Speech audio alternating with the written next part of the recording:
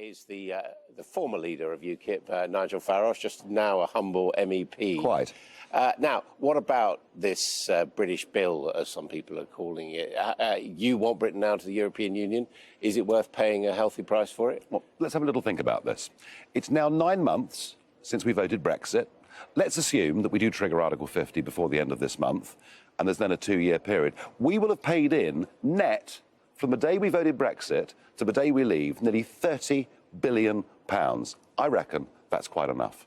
What about your pension and indeed your salary at the moment, which is coming out of European coffers at the moment? Going forward, we should take up, as the UK, your pension liability. Well, there are going to be pension liabilities. There are going to be some ongoing costs. But let me tell you, we may be talking about £3 or £4 billion going on for the next few decades. The figure's been quoted, 60 billion euros. Yeah, just laughable, absolutely laughable. And I think what the Prime Minister needs to do is to tell them to whistle for it. It's ridiculous. We will, as I say, have paid in 30 billion net from the date of the Brexit referendum. No, but we're still members at the moment, so that's really just a membership fee. But it's still a lot of money, isn't it? Yeah, but what we're talking about is what we will be liable for when we leave. There will be some liabilities going on, but they are tiny. They are a mere fraction of what's being suggested. You don't feel that there are some programmes that we've embarked on with the European Union that will be going forward, that there will be benefits from them? Yeah, but they've got 2 years and 9 months to work that out. They've got 2 years and 9 months to know that the British money is going to stop, and when you're running a business or a family budget, circumstances change. If there isn't an agreement on money, then it's pretty clear there won't be an agreement on anything else. Would that bother you? Do you know, the one thing I've always been struck by is that no deal. The Brits say goodbye and walk away. That no deal, and that's, by the way, not desirable, but no deal is better than the deal we currently have. Right now, we're paying a net £10 billion plus every year to be in this club. We're having every aspect of our business micro-regulated from Brussels. We're prohibited from signing free trade deals with America or anybody else. No deal is better than where we are now. But I do think, actually, we're hearing some common sense. We're getting it from German car manufacturers. We're getting it from Belgian chocolate producers. A lot of people in Europe are now saying, cripes, this could be really bad for the economy. Not the British economy, but our economy. No, so I'm not actually that pessimistic. Yeah, I mean, nonetheless, your Brexit campaign, as opposed to the other Brexit campaign, you did not endorse this possibility that there'd be £350 million a week coming back to the NHS. You don't think that's going to happen? Well, that was a mistaken figure.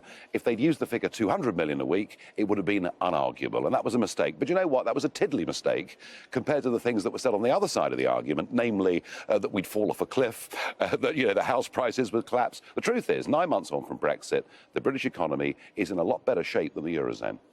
Debating now over the next few weeks when the Prime Minister should actually start this process. We've got the celebration of the Treaty of Rome for the rest of the European Union on the 25th. When do you think she should time it?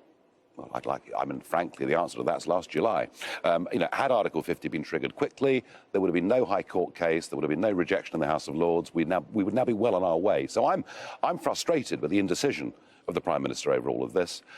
All I can say is the sooner the better. Someone told me you've had a meeting with Julian Assange. Is this true? I was photographed coming out of a building in which the Ecuadorian embassy exists, but I keep all my meetings very private. I mean, did you see Mr. Assange? I keep all my meetings very private. Well, do you have an interest in other Ecuadorian affairs? Not normally. Yeah. What do you think, though, of the link between Julian Assange and what appears to be Russian sources to try and disrupt Western politics? Well, I think there is a general worry that government, or the deep state, as it's now being called, has got just way, way too big. And I wouldn't necessarily approve. Well, the deep Russian state. Well, deep American state, and who knows, in our country too. I mean, I don't support everything Assange has done, but I think there is a genuine concern about the extent to which government is able to interfere in our lives. What about the extent to which Russia can interfere in American elections or French elections? Do you know something? I hear the Democrats saying, isn't it awful the Russians try to interfere? How many foreign elections have the Americans interfered in since 1945? The truth is, big governments, big countries are interfering in each other's elections all the time. But it is pretty extraordinary when your friend Donald Trump during the election campaign says, wouldn't it be nice if the Russians hacked into Hillary Clinton's emails? Well, I think the great thing about Trump, as was said during the campaign, is you mustn't take everything he says literally, but do take him seriously. Should we take literally his claim that Trump Tower was tapped on the orders of Barack Obama? Well, I can't believe he would have made that comment without some basis. You know the man. I do, and you know he's pretty out there. We shouldn't sometimes. take what he said at face value. We shouldn't take everything literally that he says. He must have some reason for believing it. Nigel Farage, thank you very much indeed for joining us. You didn't frankly have the balls to put country before party.